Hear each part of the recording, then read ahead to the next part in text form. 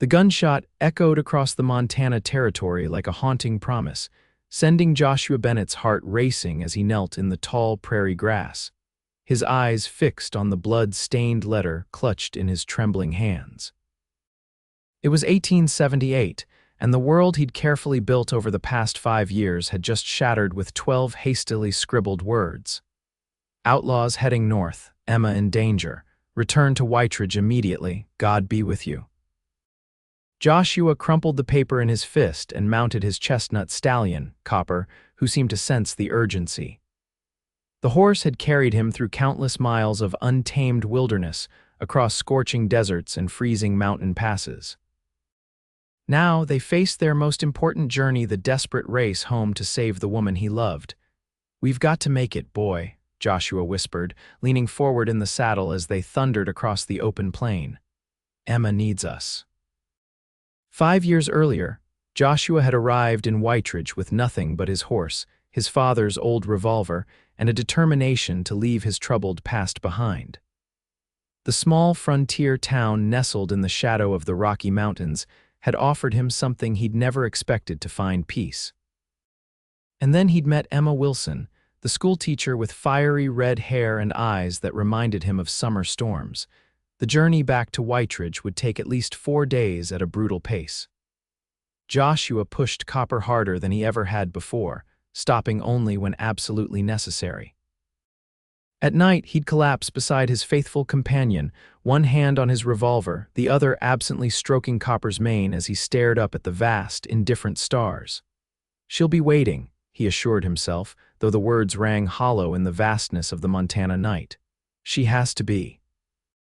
On the third day, a spring storm rolled in, turning the trail to mud and forcing Joshua to slow their pace. He cursed the heavens as rain lashed his face, but Copper pressed on, somehow understanding the stakes of their journey. As dawn broke on the 4th day, Joshua crested the final ridge that overlooked Whiteridge. The sight below him froze the blood in his veins. Black smoke billowed from several buildings in town. Even from this distance, he could see figures moving in the streets too fast, too chaotic for normal morning activities. "No," he breathed, digging his heels into Copper's sides. The exhausted horse responded with a last burst of speed as they thundered down the hillside toward town. Joshua reached the outskirts of Whiteridge to find buildings still smoldering. Bodies lay in the street, men he recognized, neighbors he'd known. His heart hammered against his ribs as he guided Copper through the devastation toward the small house on Willow Lane where Emma lived. The door to her home hung from a single hinge. Inside, furniture lay overturned, books scattered across the floor, the careful collection Emma had brought with her from Boston when she decided to become a frontier schoolteacher. But there was no sign of Emma. "Joshua, thank God you're back." He turned to see Marshal Donovan limping toward him, blood staining the lawman's shirt sleeve. "Where is she?" Joshua demanded, his voice barely recognizable to his own ears. "The schoolhouse," Donovan said grimly. "Some of the women and children took shelter there when the Blackwell gang rode in yesterday. Emma was with them." Without another word, Joshua swung back onto Copper and raced through the town toward the small wooden schoolhouse near the church. As he approached, he saw figures moving inside through the windows and then heard a sound that nearly stopped his heart. Gunfire. Joshua dismounted in a fluid motion, drawing his revolver as his boots hit the ground. Copper, exhausted from their journey, still had the presence to move away from the line of fire. Seeking shelter beside a water trough, 3 men in dusty trail clothes stood outside the schoolhouse, rifles aimed at the windows. They turned at the sound of Joshua's approach, but he'd already squeezed his trigger twice. The first man fell immediately, the second managed to fire a wild shot before clutching his chest and collapsing. The third outlaw was quicker, diving behind a wagon as Joshua's bullet splintered the wood where he'd been standing. For several tense moments, there was silence, broken only by the distant crying of children inside the schoolhouse. "I know you," called the hidden outlaw. "You're Bennet. You rode with Blackwell years back." "That was another lifetime," Joshua called back, moving silently toward better cover. "Where's Blackwell now?" "Inside," the man answered with a cruel laugh. With that pretty red-haired teacher and all those brats. Said he's got unfinished business with you, Bennet. Cold fear gripped Joshua's heart.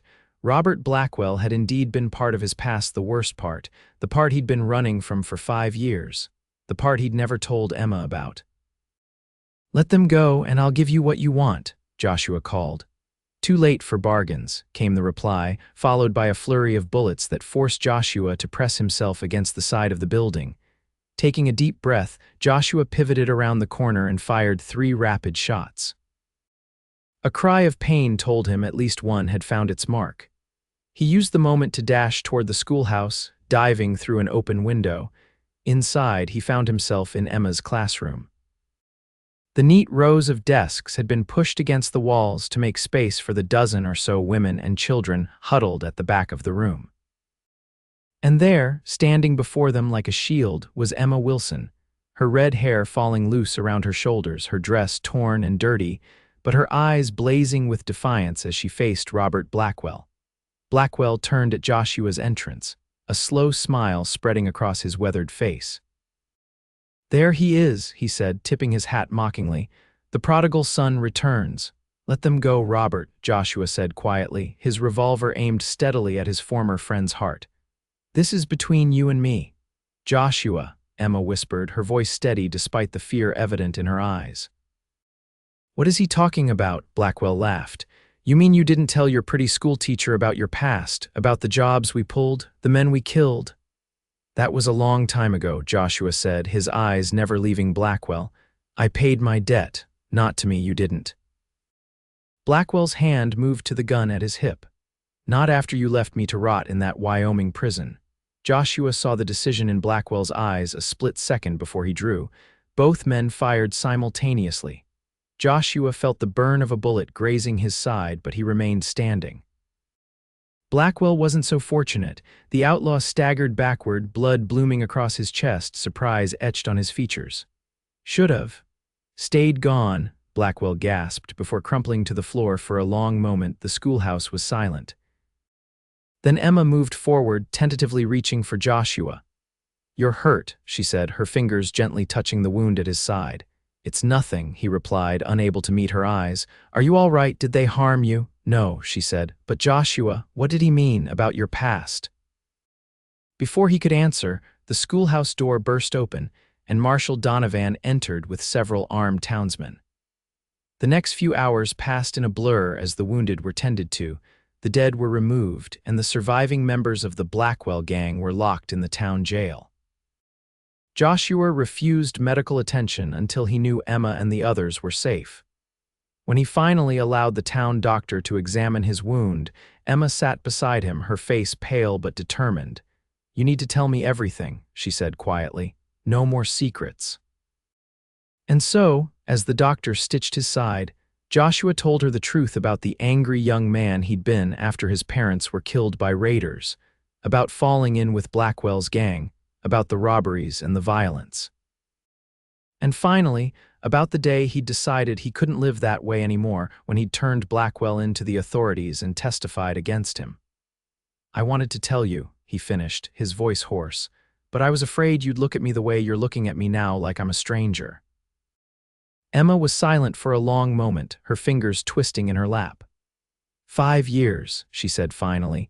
5 years you've lived in Whiteridge. I've known you as a rancher, as a man who helps his neighbors, who teaches the children how to ride, who brought me wildflowers every Sunday." She lifted her eyes to his. "That's who you are, Joshua, not who you were." Relief flooded through him, but it was short-lived. The doctor finished his work and left them alone in the small examination room at the back of his office. "Emma," Joshua began, taking her hands in his, "I need to know. Are you still willing to marry me, after everything that's happened, everything you've learned?" The question hung between them, fragile as a soap bubble. Emma's eyes filled with tears, but she smiled through them. "I told you last spring that I would be your wife, Joshua Bennet. Nothing that's happened today has changed my mind." He pulled her close, breathing in the scent of her hair, thanking whatever benevolent force had brought him to Whiteridge and into the path of this remarkable woman. But their relief was short-lived. As summer arrived and the town began to rebuild from the attack, a new threat emerged. Emma developed a cough that wouldn't subside. At first, they dismissed it as nothing more than dust from the reconstruction efforts, but when she began coughing blood, Joshua insisted she see the doctor. The diagnosis was devastating: consumption. The doctor gave her perhaps a year. Joshua refused to accept it. He married Emma that very week in a small ceremony in the newly repaired church.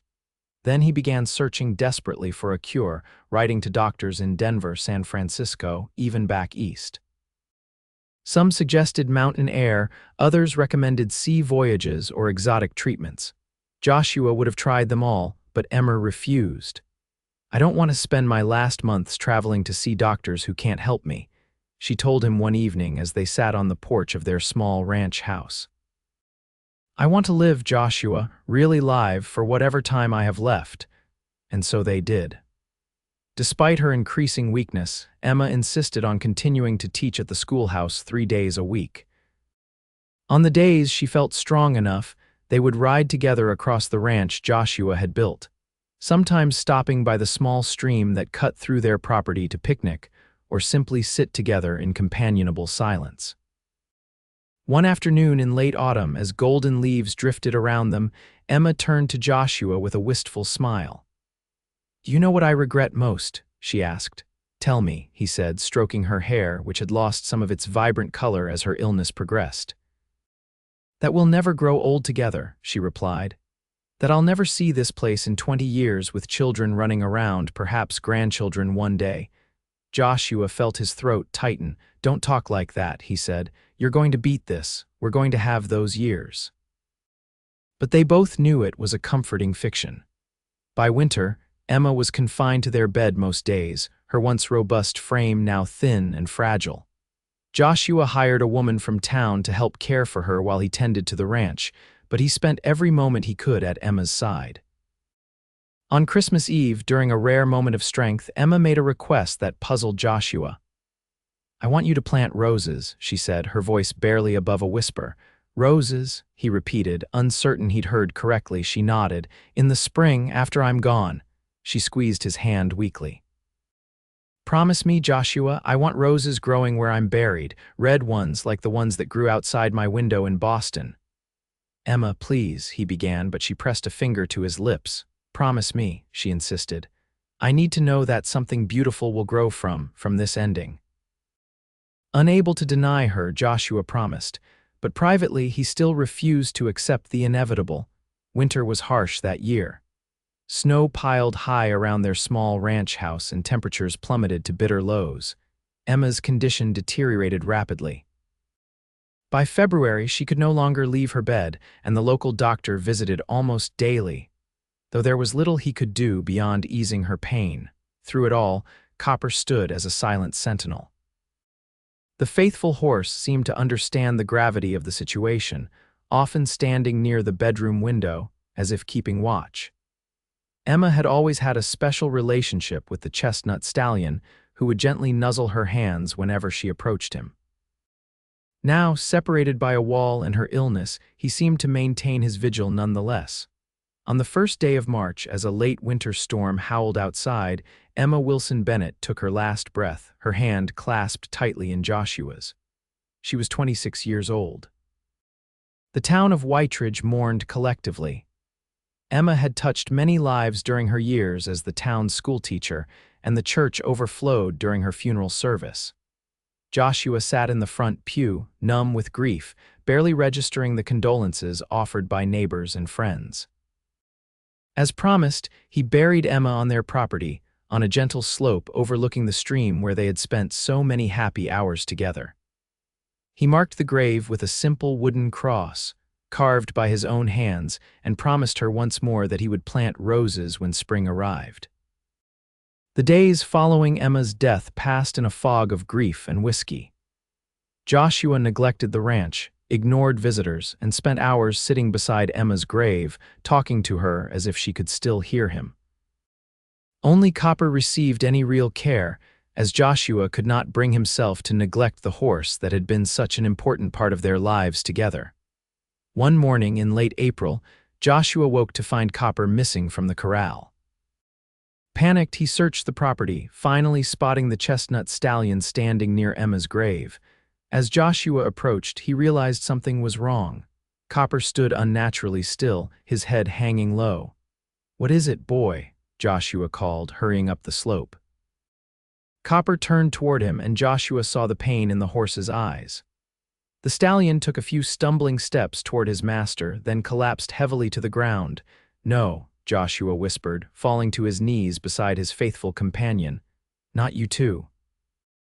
The local veterinarian confirmed what Joshua already knew in his heart. Copper was dying. The horse had developed a severe colic, and his advanced age, nearly 20 years, made treatment unlikely to succeed. "He's suffering, Joshua," the veterinarian said gently. "The kindest thing would be to end it quickly." With a heavy heart, Joshua agreed. He spent the final hour with Copper alone, stroking the horse's neck and thanking him for his years of loyalty and service. Then, with a steady hand that belied his breaking heart, Joshua performed the merciful act that ended his companion's pain. The decision of where to bury Copper was never in question. Joshua spent the rest of the day digging a grave beside Emma's, large enough for the stallion who had carried him to her all those years ago and who had stood watch during her final illness. As he labored, sweat mixing with tears on his face, a soft voice interrupted his work. "Mr. Bennet." "Joshua," he looked up to find Eliza Williams standing hesitantly at the bottom of the slope. Eliza was new to Whiteridge, having arrived just a month before Emma's death to take over the school. Joshua had met her briefly at the funeral, but had barely registered her presence through his grief. "Miss Williams," he acknowledged, leaning on his shovel. "What brings you out this way?" She held up a bundle wrapped in burlap. "Rose bushes," she said simply. "The children at the school told me about Emma's request, that you were going to plant roses on her grave this spring.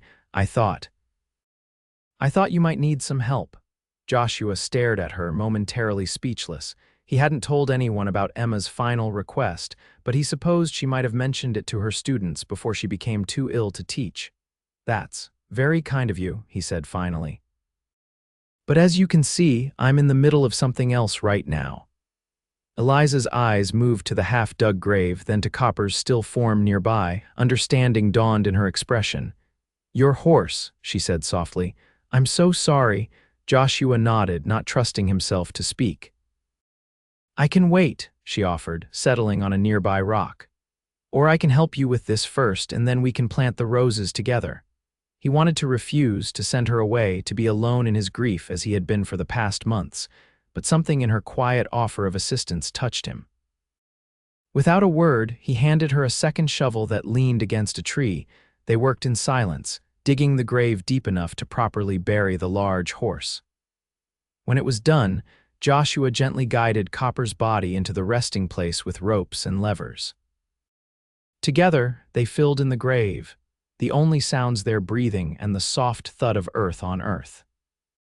As the sun began to set, casting long shadows across the two fresh graves, one older, but still showing signs of recent earth moving, the other new and raw, Eliza unwrapped the burlap bundle she had brought. Inside were 6 rose bushes, their roots carefully packed in damp moss. "Red roses," she said, holding one up, "like you promised her." Joshua felt a tightness in his chest that had nothing to do with the day's physical labor. "How did you know?" he asked. Eliza smiled sadly. "Emma and I exchanged letters before I came to Whiteridge. She was helping me prepare to take over the school, telling me about the children, the curriculum." She paused. "In her last letter, she mentioned the roses. She said they would remind you of her, of the color of her hair in the sunlight." A sob escaped Joshua before he could stop it. He turned away, embarrassed by this display of emotion in front of a virtual stranger. "It's all right to grieve," Eliza said quietly. "Emma would understand." They planted the roses as the last light faded from the sky, 3 bushes on Emma's grave and 3 on Copper's. When they were finished, their hands were scratched and dirty, but the work was done. Joshua stood back, looking at the 2 mounds of earth with the small bushes that would one day burst into bloom. "Thank you," he said simply. Eliza nodded. I should be getting back to town before it's completely dark. I'll escort you, Joshua offered, suddenly aware of how improper it was for an unmarried woman to be alone with him on his property, especially at this hour.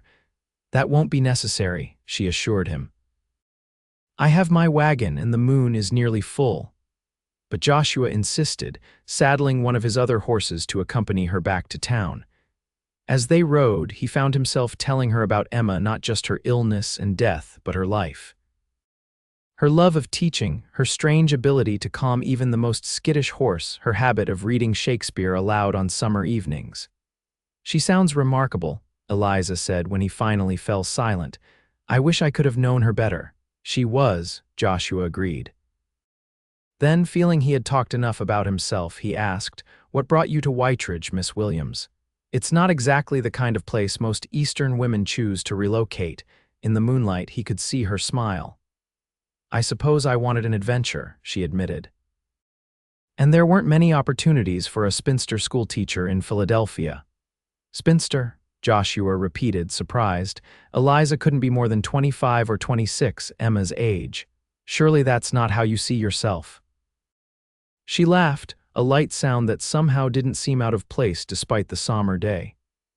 It's how society sees any unmarried woman past 20, she said without bitterness. But out here I thought perhaps I could define myself differently.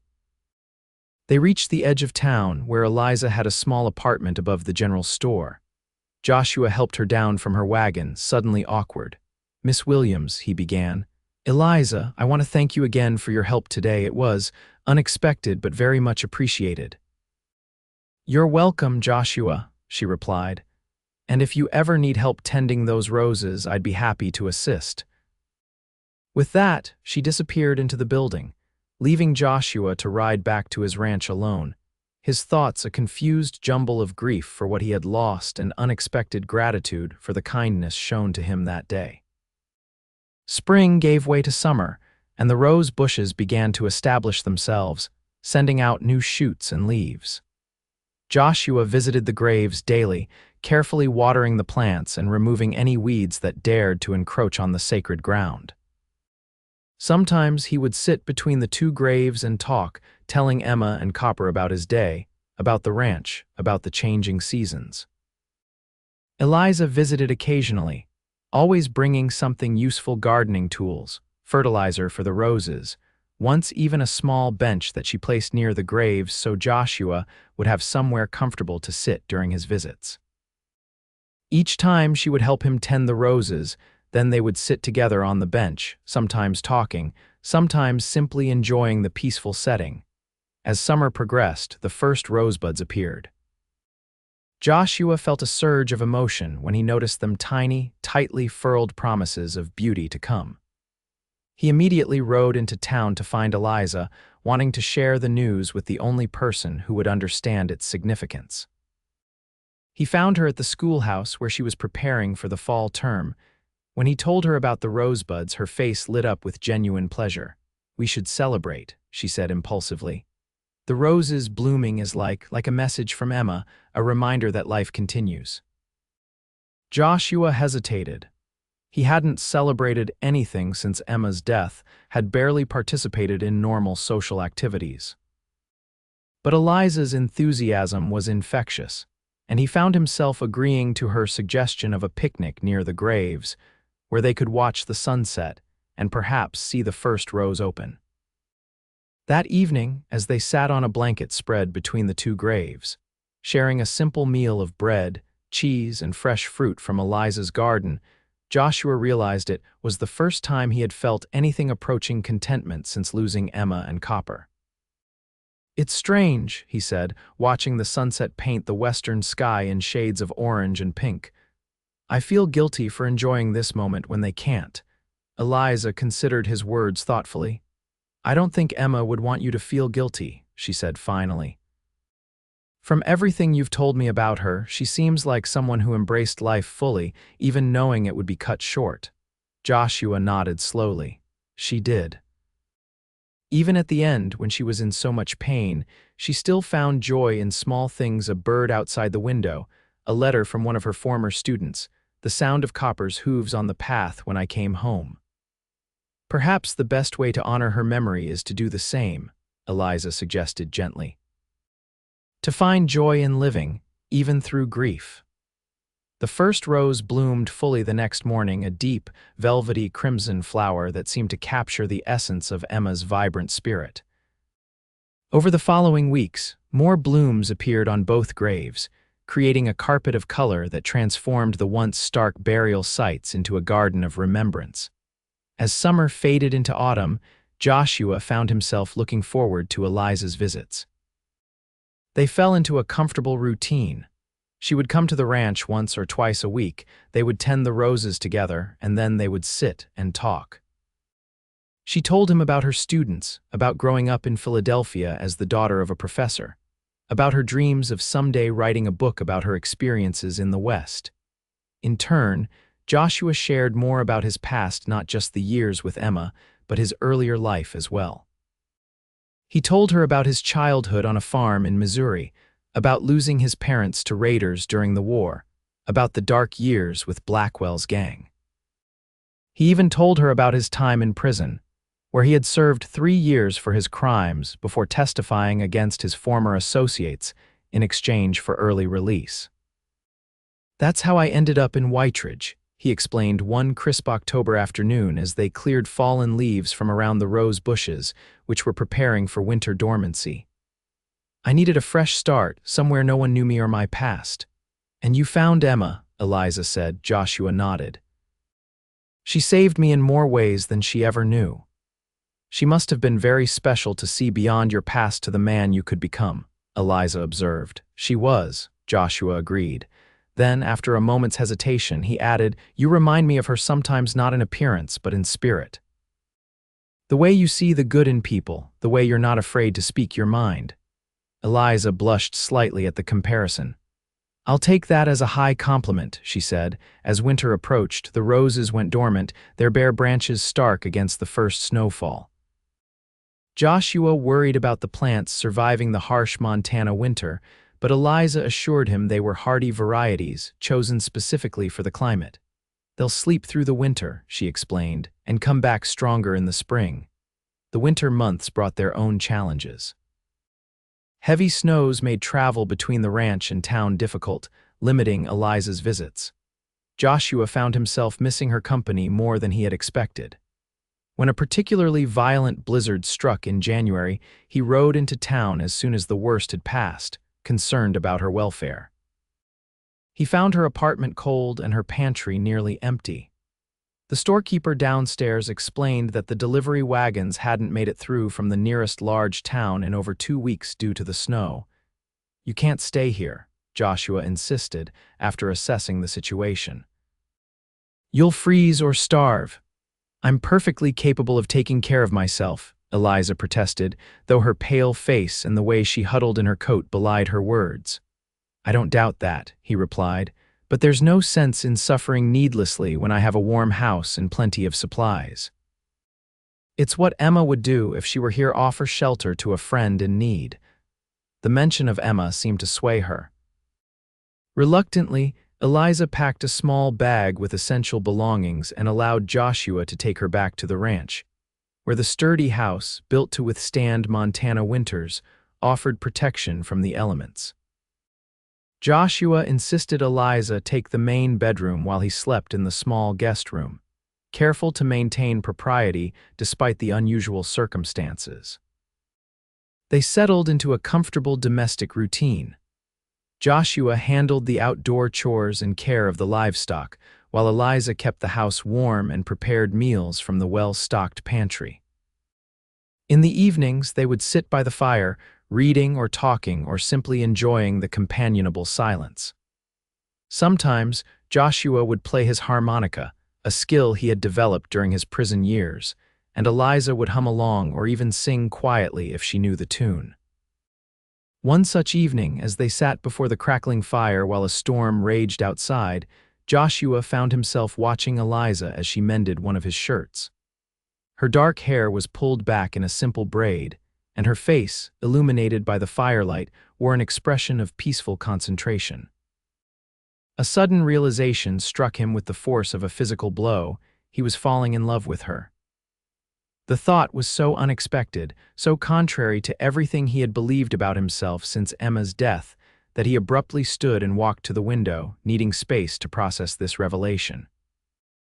"Is something wrong?" Eliza asked, looking up from her sewing. "No," he answered too quickly. "Just restless, I suppose, cabin fever setting in." She nodded understandingly, but her eyes held a question he wasn't ready to answer. How could he explain that he felt as though he were betraying Emma by developing feelings for another woman? How could he articulate the guilt that threatened to overwhelm him at the very idea? The storm lasted 3 days, during which Joshua maintained a careful distance from Eliza, speaking to her only when necessary and finding excuses to be out of the house as much as possible despite the bitter cold. When the skies finally cleared, he immediately offered to take her back to town. "If that's what you want," Eliza said quietly as they stood in the kitchen on the morning of the 4th day. "But Joshua, have I done something to offend you?" He couldn't meet her eyes. "No, of course not. Then why are you so eager to be rid of me?" The directness of the question, so typical of Eliza, caught him off guard. "I'm not," he said, then sighed heavily. "It's not that simple." "Explain it to me," she requested, her voice gentle but firm. Joshua ran a hand through his hair, searching for words. "I made a promise," he said finally. "When Emma was dying, I promised her I would never forget her, never replace her. And you think having me here is breaking that promise? No, yes, I don't know." He turned away, frustrated by his inability to express himself clearly. "It's been less than a year, Eliza. Sometimes it feels like yesterday that I lost her and Copper, and now I find myself—" He trailed off, unable to complete the thought. Eliza moved to stand beside him, close but not touching. "You find yourself living again," she finished for him, "feeling again, and that scares you." He nodded, grateful for her understanding. "Joshua," she said softly, "I never knew Emma, not really, but from everything you've told me, she was a woman who loved life and who loved you completely. Do you honestly believe she would want you to live the rest of your days alone, denying yourself companionship and happiness out of some misplaced sense of loyalty?" The question hung in the air between them, challenging everything Joshua had told himself over the past months. Before he could formulate an answer, Eliza continued. "I'm not asking anything of you," she assured him. "I'm not trying to replace Emma or erase her from your heart, but I would like to be your friend if you'll let me, and perhaps with time we can see if there might be something more between us." Her honesty humbled him. "I would like that," he admitted. "Your friendship has been a light in a very dark time for me." The tension between them eased after that conversation. Eliza returned to her apartment in town, but she continued to visit the ranch regularly, and Joshua made more frequent trips into Whiteridge. The townspeople noticed. Of course, in a small frontier community, little escaped observation, but if there was gossip about the widowed rancher and the schoolteacher, it was generally good-natured. As winter gave way to spring, Joshua watched anxiously for signs of life from the rose bushes on the graves. When the first green shoots appeared in early April, he felt a profound sense of relief and renewal. He and Eliza spent hours clearing away winter debris and carefully pruning the bushes to encourage new growth. "They're going to be beautiful this year," Eliza predicted, her hands gentle as she worked with the thorny branches. Much fuller than last summer, she was right. By June, the roses had exploded into a riot of crimson blooms, their sweet fragrance filling the air around the graves. Standing among them one evening, Joshua felt a sense of peace he hadn't experienced since before Emma's illness. "I think she would be pleased," he said, more to himself than to Eliza, who stood nearby. "This is exactly what she wanted, something beautiful growing from her ending." "Not just from her ending," Eliza observed quietly, "from her life, from the love you shared."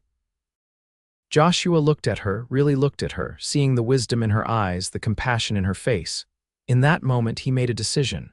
"Eliza," he said, taking her hand, "I've been thinking a lot about what you said this winter about Emma not wanting me to be alone, and I believe you're right.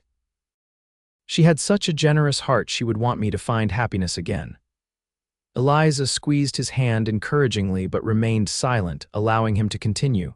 "I care for you," he admitted, More than I thought possible after losing Emma. I'm not saying I'm ready for everything that might mean, but I'd like to court you properly if you're willing." Her smile was like sunrise after a long night. "I would like that very much, Joshua Bennet," she replied. Their courtship progressed slowly, respectful of both the lingering grief in Joshua's heart and the conventions of the time. They attended church together on Sundays, shared meals at the town's small restaurant, rode across the countryside on fine days. Joshua discovered that Eliza was an excellent horsewoman, having learned to ride as a child during summer visits to her grandparents' farm in Pennsylvania. The roses continued to bloom throughout the summer, requiring regular care that the couple provided together. Sometimes, Joshua would find Eliza sitting alone beside the graves, talking softly as if conversing with Emma. Far from feeling jealous or uncomfortable, he found it touching that she had formed such a connection with the woman she had never met in life. By autumn, Joshua knew with certainty that he loved Eliza not in the same way he had loved Emma, for no two loves are ever identical, but with equal depth and commitment. One crisp October day, as they sat on the bench between the rose-covered graves, he asked her to be his wife. "Are you certain?" She asked, her eyes searching his. "I don't want you to feel rushed or to think that this means forgetting Emma." "I'll never forget her," Joshua said firmly, "but I've learned that the heart has an infinite capacity for love. Loving you doesn't diminish what I felt for her, it honors it. Emma taught me how to love, how to be the kind of man worthy of love. Now I want to share that with you if you'll have me." Eliza's answer was to lean forward and kiss him gently, her lips warm against his despite the autumn chill. "Yes," she whispered against his mouth. "I would be honored to be your wife." They were married the following spring, just as the roses began their second full season of bloom.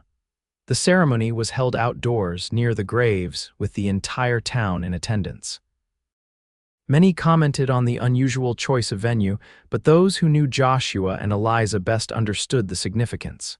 "It's as if Emma is giving us her blessing," Eliza had explained when they discussed the location. "I want her to be part of this day." As they exchanged vows beneath a clear Montana sky, surrounded by friends and the vibrant roses that had brought them together, Joshua felt a sense of completion. His life had come full circle, from loss to love, from despair to hope, from endings to new beginnings. That evening, after the celebration had ended and the guests had departed, Joshua and Eliza stood hand in hand between the two graves, now almost completely covered in roses. "Thank you," Joshua said softly, addressing both Emma and Copper, "for everything you gave me and for leading me to Eliza." "And thank you," Eliza added, "for the roses that brought us together." As they turned to walk back to their house now, a gentle breeze stirred the rose petals, sending their sweet fragrance swirling around the couple like a blessing. In the years that followed, Joshua and Eliza Bennet built a life together that honored the past while embracing the future. They expanded the ranch, added rooms to the house as their family grew, and always tended the roses on the graves of Emma and Copper. Their first daughter, born a year after their marriage, they named Emma Rose, a tribute to the woman whose last request had set them on the path to finding each other. Their son, born 2 years later, they called James Cooper, the middle name a subtle nod to the faithful horse who had carried Joshua to both the women he had loved. The roses thrived under their care, eventually spreading beyond the graves to form a garden that became famous throughout the territory. People would travel miles to see the Bennet Rose Garden when it was in full bloom, not knowing the bittersweet story behind its creation. Joshua lived to see his grandchildren playing among those roses, their laughter a testament to Emma's wish that something beautiful would grow from her ending. And when he finally joined her and Copper at the age of 82, Eliza planted white roses on his grave, intermingling with the red ones that had started it all. The story of the cowboy who buried his horse beside his wife, and the woman who helped him plant roses over both graves, became part of Whiteridge's folklore, passed down through generations as an example of how love can transcend grief, how beauty can emerge from loss, and how the heart's capacity for love is truly without limit.